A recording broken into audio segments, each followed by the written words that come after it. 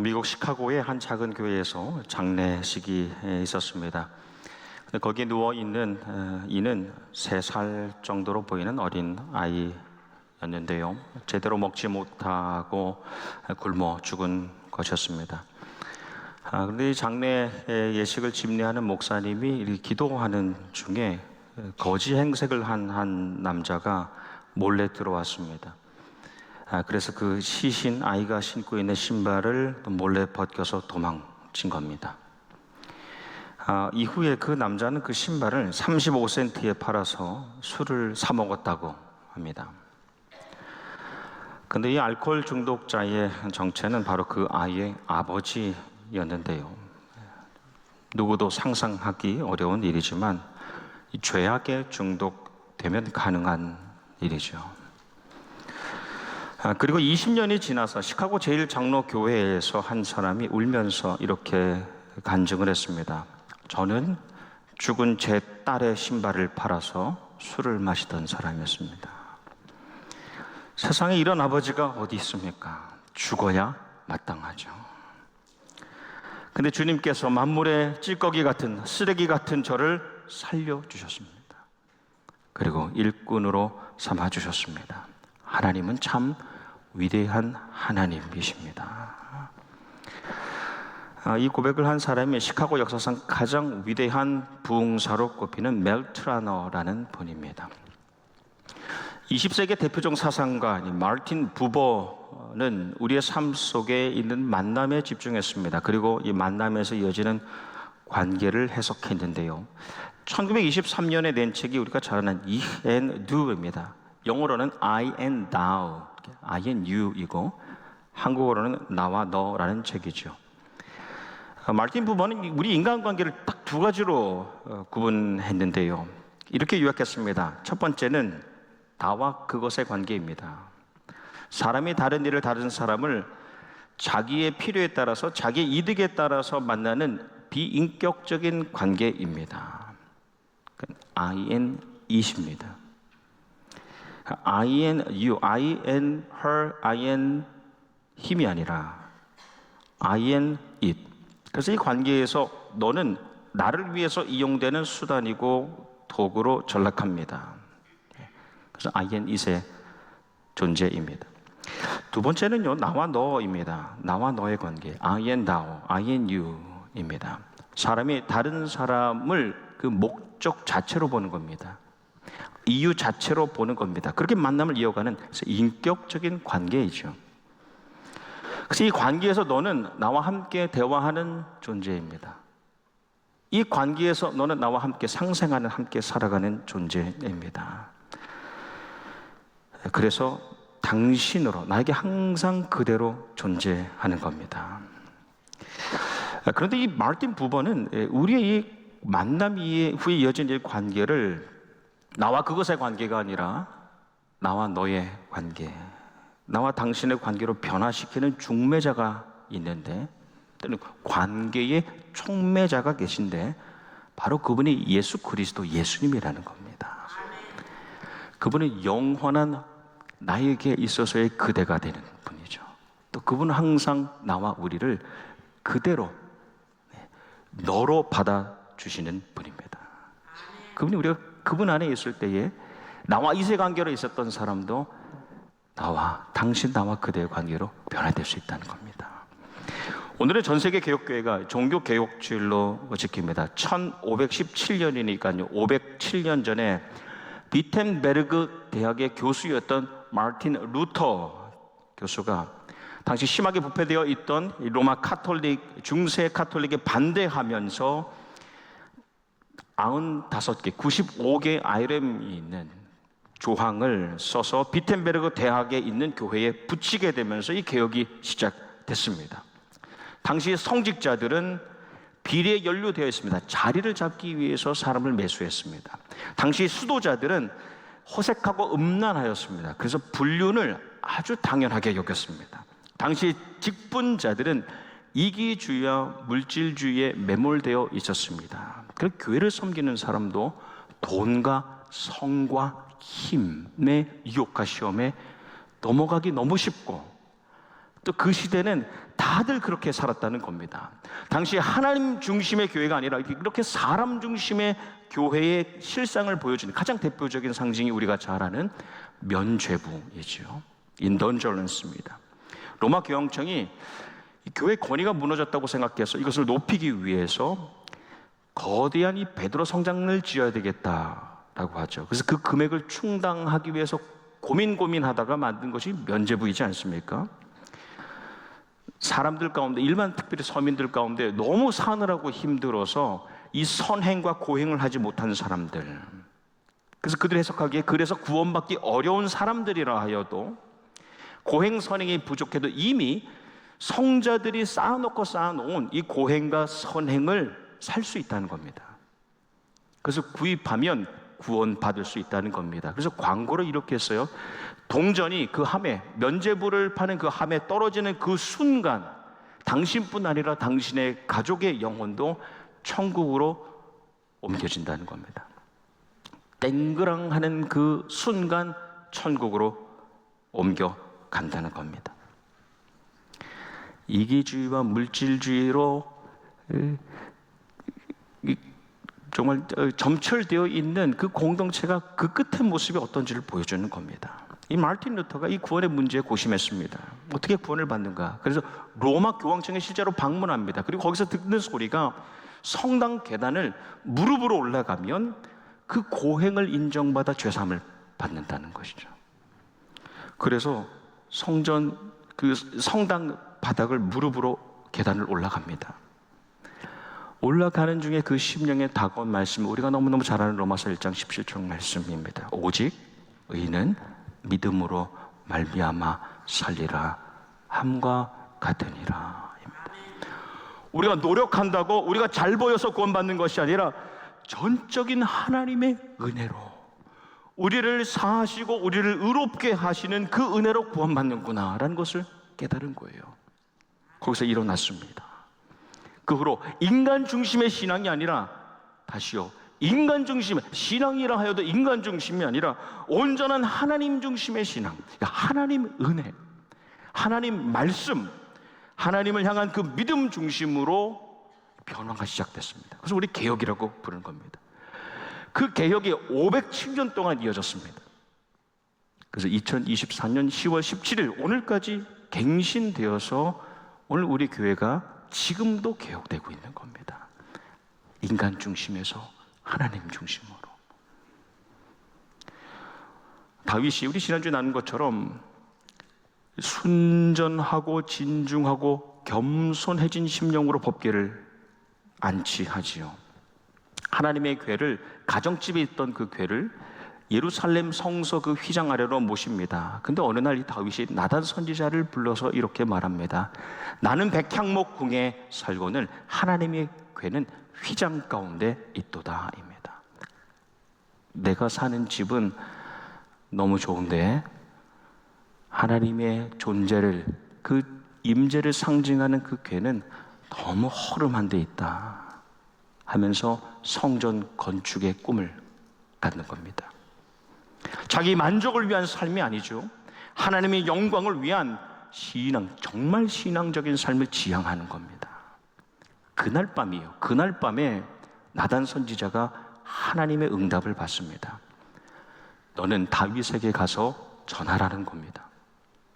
말씀이 내가 내 살집을 지으려고 하느냐, 양떼를 따라다니던 너를 내 백성 이스라엘의 통치자로 삼은 것이 바로 나다. 이어지는 말씀이 나 여호와가 너를 위해 집을 짓고 너의 집을 왕조로 만들겠다입니다. 내가 나의 집에 관심을 가지고 나를 위한 집을 지으려고 할 때에 하나님께서는 그의 집을 지어주시겠다는 거예요. 그 집과 집안을 통하여, 그 가문을 통하여 하나님의 나라를 이뤄 가시겠다는 겁니다. 놀라운 하나님의 약속이지 않습니까? 내가 생명을 다하여도 내 몸에서 나오는 자녀, 내 자녀를 통하여서 그 나라의 왕위를 세워가겠다. 그래서 내가 그의 아버지가 될 것이고 그가 나의 아들이 될 것이다 합니다.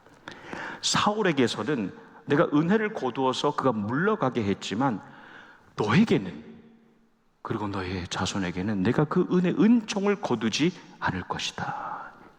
놀라운 약속이죠.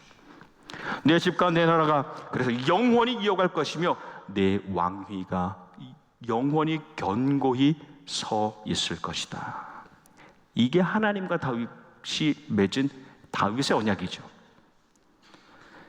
이 약속에 따라서 우리가 잘 아는 대로 다윗의 자손 가운데 예수 그리스도를 주십니다. 그리고 예수 그리스도를 통하여 영원한 하나님의 나라를 하나님께서 세워주시죠. 그 약속을 믿고 그 약속 안에 살아가는 사람들이 바로 우리지 않습니까? 이 다윗이 나단이 전해준, 그 다음날 아침에 전해준 이 하나님의 약속, 하나님의 언약을 듣고 감격합니다. 이렇게 고백합니다. 하나님, 제가 누구이오며 제 집이 무엇이기에 저를 이렇게까지 이르게 하십니까? 감사의 기도를 올려드립니다. 그 다음에 보면 다윗이 수많은 전쟁에서 승리합니다. 많은 대적들을 그냥 이겨버립니다. 블레셋, 모압, 아람, 에돔 다 이깁니다. 마지막에 이 암몬 전쟁을 진행하던 중에 정말 끝무렵이었어요. 거의 다 이기고 이제는 이 라빠라는 수도만 공략하면 끝나는, 모든 걸 평정하고 딱 하나 마지막 가운데의 마무리, 암몬 가운데에 있는 이 라빠 도시, 이제 수도까지 갔다는 것은 전쟁이 끝났다는 건 아닙니까? 근데 말씀해 보니까요, 다윗은 예루살렘에 그대로 있더라입니다. 이미 다윗은 스스로 전쟁을 끝낸 거예요. 마침표를 찍지 않는 겁니다. 하나님의 역사에 동참하지 않는 겁니다. 스스로는 전쟁을 다 이미 끝내고 왕궁에 있습니다. 그날 다윗이 낮잠을 즐기다가 저녁에 일어납니다. 할 일이 없잖아요. 부하, 신하, 장수들은 다 보내고 할 일이 없어요. 왕궁 옥상을 거닐다가 그 연희를 보는 겁니다. 그때 죄악이 들어갑니다. 그리고 우리가 잘 아는 이 일들이 시작되죠. 그러니 첫 번째, 다윗은 내게 능력이 있다고 생각했을 때, 내게 평안이 있다고 생각했을 때에 다른 사람을 수단과 도구로 여기는 이 게으름, 이 태만의 죄를 짓는 겁니다. 여러분, 대부분의 죄의 시작은 나의 게으름에서부터 시작합니다.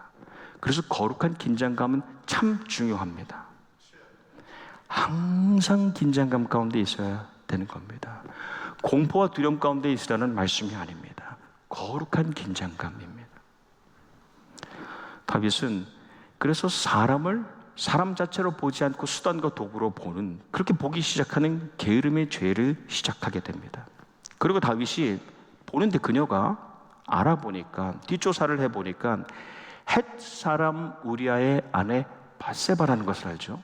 여러분, 헷 사람은, 이 헷이라는 것은 히타이트가 여기서 나왔는데 가나안 족속 7족속 가운데 하나입니다. 그러니까 이 우리아라는 사람은 원래는 이방 민족의 사람이었는데 하나님을 만난 거죠. 그리고 하나님의 백성이 된 사람입니다. 그리고 다윗의 아주 가까이에 있는 충신 장수가 된 거예요. 그런데 그 우리아의 아내 밧세바임을 알아내고서, 제 생각에는, 이게 철저히 제 생각입니다만, 아무래도 그가 이방 민족의 사람이었기 때문에 그 사람을 업신 여기는 그런 마음이 있지 않았을까. 그래서 나름 치밀한 계획을 세웁니다. 보면 혹이라도 임신하게 되면 자기 불륜이, 이 간음이 드러날까 싶어서 말씀에 그 여자가 부정함을 깨끗하게 하였으므로, 무슨 말입니까? 생리를 다 끝내고 난 다음에 가임 기간이 아닌 임신이 불가능하다고 여겨지는 그때에 데려옵니다. 그리고 간음합니다. 그런데 임신이 되잖아요.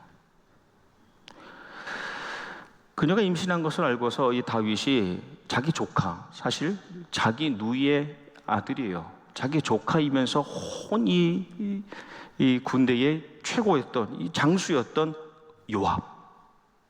그 요압은 다윗의 조카예요. 얼마나 부리기 쉬웠겠습니까? 물론 나중에 그가 배반을 합니다만, 요압에게 우리아를 보내라고 합니다. 불러와서 아내랑 밧세바랑 가서 동침 하게 하죠. 너무 치졸하고 그렇게 은폐하려고 했지만 오히려 우리아는 햇사람 이방 민족에서 하나님의 사람이 되고 난 다음에 그 다윗과 다윗의 왕국에 충성합니다. 그래서 다 실패해버리지 않습니까? 여기 두 번째, 다윗은 주변의 사람들을 이용해서 자기의 죄악을 덮으려는 거짓됨, 우리 기만이라고 하죠. 속임수를 보입니다. 게으름에서 거짓됨까지 나아가는 겁니다. 다윗이 이 전쟁으로 돌아간 우리아에게 편지를 들려서 보냅니다. 요압 갖다 주라고. 근데 편지의 내용 우리가 다 잘 알지 않습니까? 우리아를 맹렬한 싸움에 앞세워서 맞아 죽게 하라입니다. 근데 생각해 보세요. 이 편지를 우리아가 들고 갑니다. 우리아가 정말 그 다윗과 다윗이 세우려는 왕국에 충성하지 않았다면 중간에 열어보지 않았겠습니까? 그럼 도망치거나 배반했을 텐데 끝까지 그걸 가져갑니다. 다윗도 그것을 알았기 때문에 그렇게 보낸 거죠. 얼마나 잔혹합니까? 요압이 그렇게 우리아를 죽게 합니다. 누구의 손에 죽게 하냐? 동족도 아니에요. 이방 암몬 족속에게 죽게 합니다. 이방 민족이 하나님의 백성이 되었는데 그 하나님의 백성 된 사람을 이방 민족의 손에 죽게 만드는 겁니다. 그리고 보고를 하죠. 이렇게 됐습니다. 다윗이 답신을 하는데 칼이라는 것이 이 편도 죽일 수 있고 저 편도 죽일 수 있는 거니까 너는 이 일 때문에 조금도 걱정하지 말라 합니다. 혹이라도 요압과 함께 있는 사람들이 그것을 알고 있는 사람이 양심의 가책이라도 느낄까 봐, 죄책감이라도 느낄까 봐 왕이 그것을 덜어주려고 자기 힘으로 걱정하지 말라라고 말하는 겁니다. 그리고 데려와서 바세바라 왕궁에 데려와 아들을 낳고 한 1년 정도 완전 범죄를 꿈꾸며 있는 겁니다. 마지막 세 번째, 다윗은 나를 사랑하는 사람이잖아요. 나에게 충성한 사람이잖아요. 그 사람들을 자기 사람들, 내 사람인 것처럼 내 필요와 내 이득에 따라서 죽이고 살리려고 하는 교만, 스스로의 높아짐을 드러냅니다. 게으름이 거짓됨에 되었고 거짓됨은 결국 교만함을 드러냅니다. 그래서 여러분, 이 말씀이 사무엘하 11장 말씀인데요, 이 11장 전체 짧지 않은 이 내용 가운데에 여호와, 하나님이라는 말씀이 안 나옵니다. 가장 마지막 절에 이렇게 나옵니다. 여호와 하나님 보시기에 악하였더라 입니다. 마땅히 죽을 자인데, 그런데 나단이 이렇게 말을 합니다. 하나님께서 당신 죄를 사하셨으니 죽지 아니하리라. 하나님께서 그를, 회개하는 그를 여전히 사랑하신 것이고 그 약속을 잊지 않으셨기 때문에 마땅히 죽어야 되는데 죽지 아니하리라입니다. 여러분, 하나님께서 약속하신 하나님의 자녀, 하나님의 자녀를 향한 그 약속은 신실합니다. 그래서 파기되지 않는 거예요. 이게 파기되지가 않는 거예요. 그것이 하나님의 은혜입니다. 우리가 어떤 선행으로, 어떤 고행으로도 마땅히 죽어야 될 내가 죽지 않을 길은 없습니다. 그런데 하나님의 은혜로 하나님 앞에 엎드려 회개하는 자에게 임하는 솔라 그라치아, 오직 은혜로, 오직 그 제사함의 은혜로 다시 살아나서 다시 살아갈 수 있는 겁니다. 그게 은혜입니다. 영원히 죄 가운데, 육신은 다 죽지만 영혼마저도 영원한 죄 가운데 뒹굴며 영원한 하나님과의 단절 가운데, 그 관계의 단절 가운데 살아갈 수밖에 없는 우리를 자녀로 삼아주셨기 때문에 내가 죽지 아니하리라. 이 처음부터 죄악 중에 잉태된 이 밧세바 사이에서 태어난 이 아들은 우리가 이 스토리를 다 아는 것처럼 다윗이 원치 않는 아들이죠. 사랑하지 않은 아들입니다. 처음부터. 오죽했으면 나를 통해서 나온 아들이어야 되는데도 우리야 네가 가서 동침하라고 하지 않았습니까? 그렇기 때문에 생명의 주인 되신 하나님께서 데려가십니다. 생명의 주인 되신 주님께서 그 아들을 데려가시는 겁니다. 그리고 약속을 이을 새 아들을 주시죠. 솔로몬. 그리고 그 약속하심에 따라서 그 솔로몬 그 후손 가운데에 예수님을 보내주십니다. 그리고 구속사를 통하여서 하나님의 나라, 영원한 하나님의 나라를 우리에게 보여주시는 겁니다. 그리고 그때 맺은 그 언약이, 그 약속이 지금 우리에게도 유효한 거예요. 그 은혜로 하나님의 자녀가 된 사람은 마땅히 죽어야 되지만 죽지 않고 육신의 죽음을 넘어서는 영원한 하나님과의 관계 안으로 들어가 하나님과 살아가게 되는 겁니다. 여러분, 이미 약속을 받은 우리에게, 약속 가운데 살아가는 하나님의 자녀인 우리에게 개혁은 무엇인가? 개혁은 나 중심의 생활, 게으르고 거짓되고 항상 속임수를 쓰려고 하고 뭐라도 된 것처럼 높아지려는 이 교만함 가운데 살아가는 내 생활을 회개를 통하여 하나님 중심의 삶으로 전환시키는 겁니다. 그게 우리 개혁 아닙니까? 신실함과 정직함과 겸손함으로 변화되는 겁니다. 그때 다윗의 그 소망의 고백, 주의 구원의 즐거움을 내게 회복시켜 주시고 정원하는 심령을 주사 나를 붙드소서. 이 회복의 소망이 일어나게 되는 겁니다. 저에게 중독되어 죽어가는 나에게 나단을 보내주십니다. 나단을 보내주세요. 때로는 하나님의 말씀으로, 책장은 넘김에 있는 하나님의 쓰여진 기록된 말씀으로, 때로는 강단에서 선포되는 하나님의 설교를 통하여서, 또는 내 주위에 살아가는 하나님의 사람을 통하여 나단을 만나게 하십니다. 그리고 은혜를 주셔서 회개와 회복을 지속하게 하십니다. 내가 잘나서가 아니야, 우리가 잘나서가 아니라 나를 향하신 사랑의 약속, 그리스도 안에서 맺은 그 사랑의 약속 때문에, 우리를 이미 자녀 삼으셨기 때문에 우리를 회개케 하시고 회복시켜 주시는 줄 믿습니다. 그래서 507년 전 그 벽에 붙여진 반박문은 인간의 죄악에 대한, 인간의 죄악의 세 가지 양태, 태만과 기만과 교만에 대한 거부일 뿐 아니라 또한 그 죄악마저도 스스로 극복하려고 하는, 해결하려고 하는 이 인간 중심의 행위에 대한 거부이기도 합니다. 오직 은혜로만, 오직 하나님의 은혜로만 회개할 수 있고 회복될 수 있고 마땅히 죽을 자가 구원받을 수 있다는 것에 대한 선언입니다. 우리가 잘 아는 대로 개혁주일에 자주 들려지는 문장이 이 개혁가들의 모토이기도 했던 개혁된 교회는 항상 개혁되어야만 한다입니다. 레포르마타, 개혁을 시작한 교회는 계속하여 주님 오시는 그 날까지 개혁되어야 되는 겁니다. 그 교회 안에 살아가는 교인들 역시 매일 매 순간 개혁되는 존재로 살아갑니다. 게으름을 버리고 거짓됨을 버리고 교만함을 버리고 그리스도를 닮아 따라가는 개혁자로 살아가는 겁니다. 우리가 오직 은혜, 영원히 죽을 날을 살리신 하나님 앞에서, 항상 하나님 앞에서, 또 우리를 영원한 그대로 삼아주신 주님 앞에서, 나는 때론 주님을 그것으로 내 삶을 위한 수단과 도구로 사용하려고 하지만 영원히 나를 그대로 삼아주시는 주님 앞에서 하루하루 매 순간 회개와 회복을 이루어 가시기를 주님의 이름으로 축원합니다.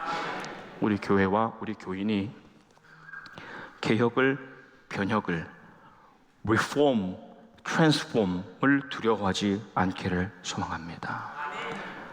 오직 믿음과 말씀과 또 은혜 속에서 계속 개혁을 이루는, 그렇게 회개하는 교회로, 회복되는 교회로 나아가기를 주님의 이름으로 축원합니다. 기도하겠습니다. 오직 믿음 가지고 하나님의 말씀에 의지하여 나아가는 우리 교회, 항상 하나님의 은혜를 경험케 하셔서 매일 매 순간 회개하고 회복되고 그렇게 예수 그리스도의 모습을 드러내는 개혁자된 교회로, 개혁자된 교인으로 살게 하여 주시옵소서. 하나님 앞에서 게을렀던 지난 날을 회개합니다. 진실되지 못하고 교만했던 모습을 회개합니다. 더 겸손하지 못하고 거짓되었던 모습을 회개합니다.